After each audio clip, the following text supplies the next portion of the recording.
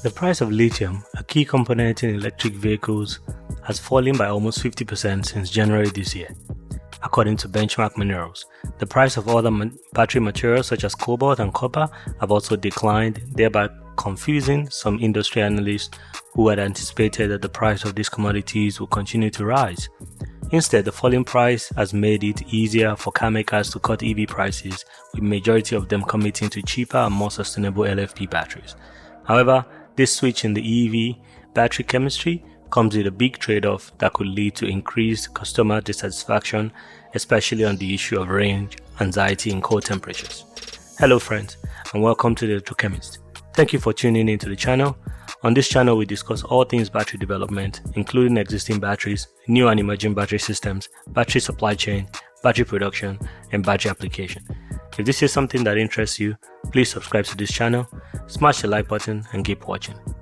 The current drop in lithium prices, amongst other key minerals used in developing lithium-ion batteries, has resulted in a price war led by Tesla in the EV industry.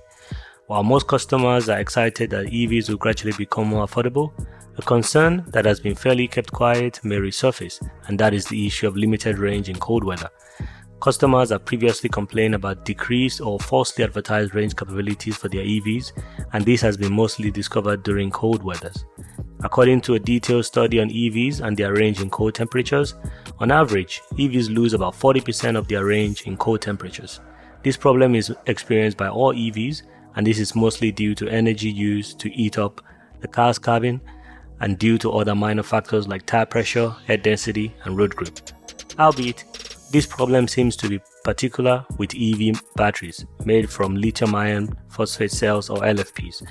Due to the human rights issues surrounding the mining of cobalt and the high price of nickel, automakers are switching from nickel cobalt manganese or NMCs or nickel cobalt aluminium or NCAs to cheaper and more abundant LFPs. For example, Rivian, Tesla, and Ford have all publicly stated they would be using LFP cells in their entry-level EVs. There are plenty pros and cons for both battery chemistries. One pro for EVs with LFP batteries is that they can regularly be charged to 100%. This is a benefit over NMC or NCAs, which are only recommended to charge to 80 or 90%, especially for customers in warmer weathers where the cars will retain the extra power more easily. LFP batteries also have longer cycle life. They are safer and less likely to catch fire due to their high decomposition temperature and distinct chemistry. However, they are heavier than NMC batteries because of their lower energy density, so it takes a bigger LFP battery to get the range customers are truly expecting. LFP batteries are also less recycling friendly than NMCs. In a used LFP battery, the iron and phosphorus are not cost effective to recycle, reducing the cost effectiveness of lithium recovery. On the other hand, the nickel and cobalt in an NMC battery are valuable and easily recycled. This makes it harder for recyclers to turn a profit on reselling the raw materials, so there's little incentive to create a recycling industry for LFP batteries. Howbeit, NMC is more expensive because it uses more expensive raw materials, particularly nickel, cobalt, and they are prone to battery fires due to their chemistry.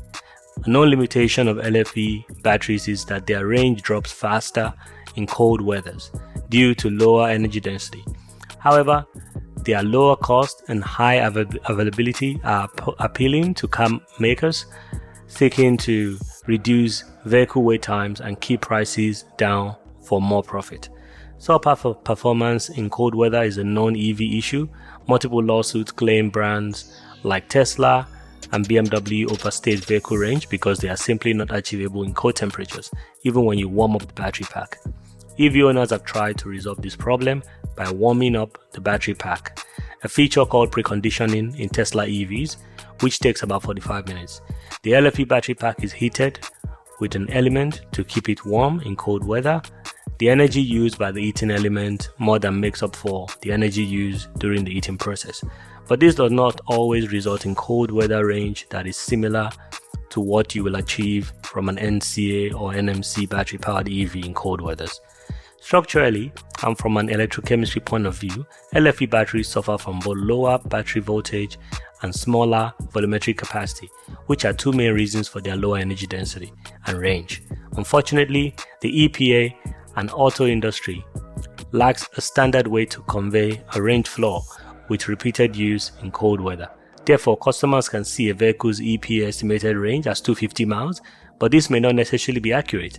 Therefore, the need for a more accurate metric for measuring range becomes increasingly important if, and as we are seeing already, LFP batteries become commonplace. Although most companies already using them have chosen not to disclose battery type to feature customers, so you might not know that your car actually have an LFP battery in it.